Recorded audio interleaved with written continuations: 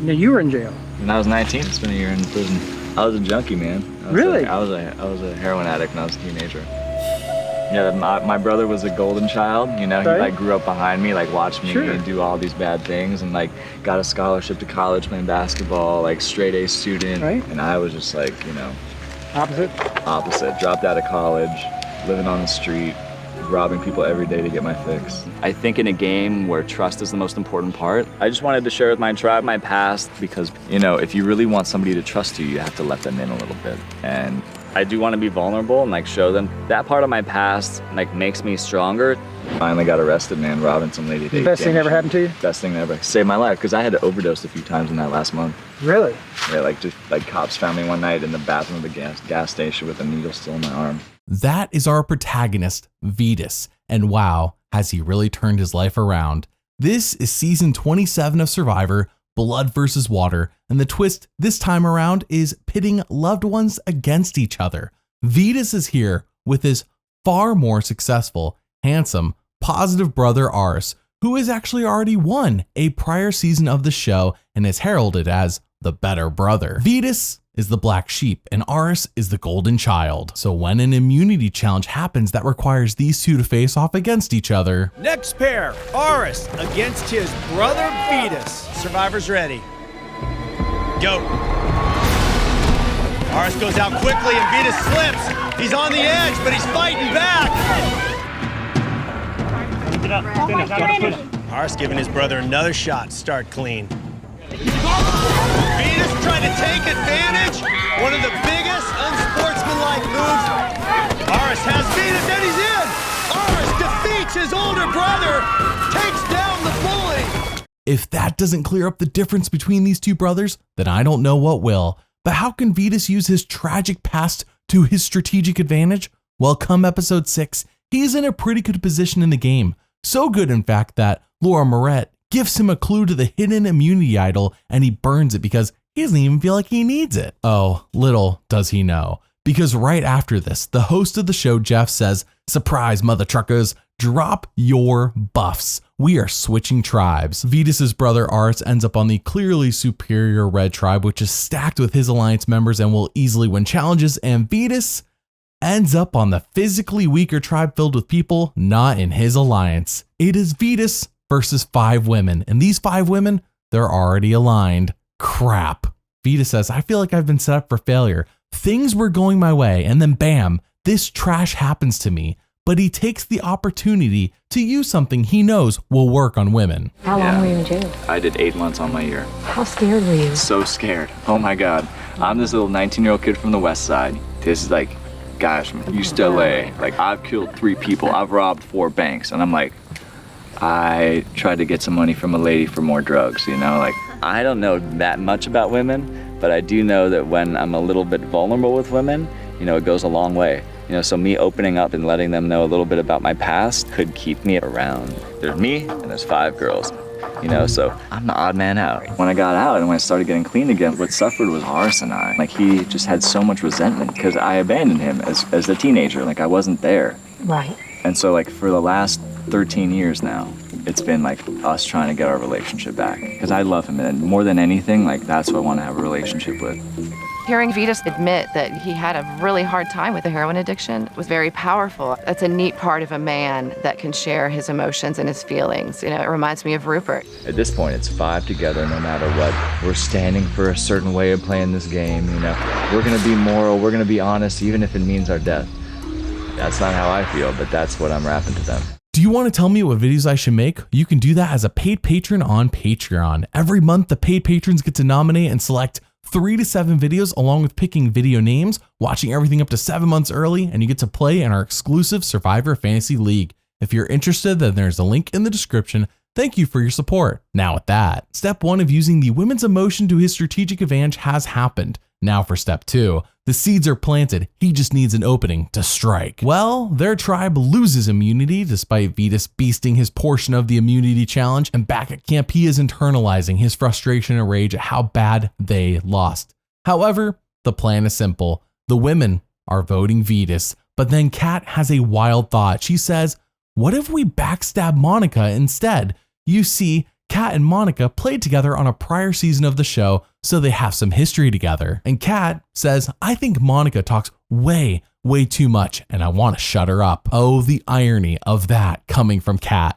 Monica hears about this plan and says, why would Kat want to vote me off when the plan was Vytas? And Monica says this right in front of Vytas's face and he just plays it cool. So we go to tribal council and Kat begs for the women to stay united. I feel like that the women should stick together like our plan was in the get-go and vote out Vytas. Jeff, I hear a lot of I'm sorry. She's obviously made some mistakes in building trust with her partners, but I haven't made any to any one of you. We won't know and so that it doesn't in case matter. Please don't cut me out. It doesn't matter if you have 5 strong going into the merge if one person has demonstrated already that they can't be trusted. I got caught throwing people's names out. Please, I'll never do it again. That's not I've been in true. that position. Monica, that's I've been not in that true. position. Let me finish, please. Let me finish. You know, it sucks to make mistakes, but I haven't, you know? Dude, Vytas is playing this crap hand the best way he can. As Chris Doherty said on season 9, you question a woman's character, you question a woman's ability, she'll snap your neck. You open your heart, show a woman you're vulnerable, and they'll start thinking with their heart. And that's what Vytas is doing here. And hey, it's not bad advice. Chris won season 9, so I mean, it's a winner's advice. Vytas is schmoozing these ladies hard as he says all he can do is be his true and honest self and hope that they see the good in him. Oh my gosh.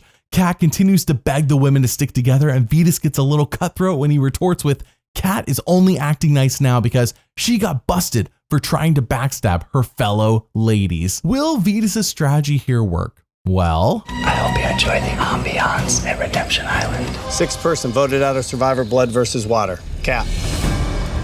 Kat, the tribe has spoken. wow. That was some next level play by Vytas to avoid the inevitable. Plus, I loved his voting confessional. What he tells us there and what he tells us in his confessionals when no one's around, that's the true Vytas. What he says to all these women's faces is just him schmoozing them to tug on their heartstrings. The next episode sees him waking up next to Katie on the beach and Tina goes, oh my, Vytas and my daughter Katie, what about that? Even though he's not part of our alliance, I've really come to like Vytas. He's been through the school of hard knocks. And lots of times when people get knocked down and they pick themselves back up, they're a whole new person. In my experience, women love a bad boy, but what they even like more than a bad boy is a newly reformed bad boy. I would be honored if he took an interest in Katie, just because he seems like such a straight-up guy. However, the guy who gets Katie is going to have to hit her over the head with a club and drag her into his cave, because Katie is not a very flirtatious girl. But one can dream. I'm ready for grandbabies. Christ. We just have to win. We have to win. Yeah. I wanted to go. It has been like, what, 2 days, and already Tina would be okay with Vytas marrying Katie and making babies. Hot dang, he really is working their emotions perfectly to help his life in the game. Even Laura B is crying that they must win immunity to save their beloved Vytas. Tina then asks Vytas, which part of the game is the hardest for you? And he says, the hardest part of this game for me? It's the dishonesty. I just want to live in a world that is a more trusting place. Oh my gosh, are the ladies really buying this? He then weaves them a tale of the time he was running a yoga class and a woman walked in, asked for $100, and he just gave it to her. Is this story true? I don't know, but did he tell his tribe this to make him look kind to the less fortunate?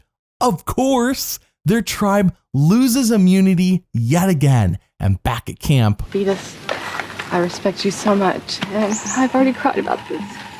We've decided as 4 girls that you're the next one to go. Why?